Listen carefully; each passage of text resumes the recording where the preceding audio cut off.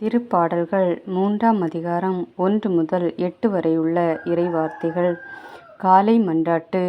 ஆண்டவரே, என் எதிரிகள் எவ்வளவாய் பெருகிவிட்டனர்!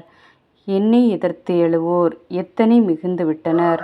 கடவுள் அவனை விடுவிக்க மாட்டார் என்று என்னை குறித்து சொல்வோர் பலர். ஆயினும் ஆண்டவரே, நீரே என்னை காக்கும் கேடயம். நீரே என் மாட்சி. என்னை தலைநிமிரச் செய்பவரும் நீரே. நான் உரத்த குரலில் ஆண்டவரிடம் மன்றாடுகின்றேன். அவர் தமது திருமலையிலிருந்து எனக்கு பதிலளிப்பார்.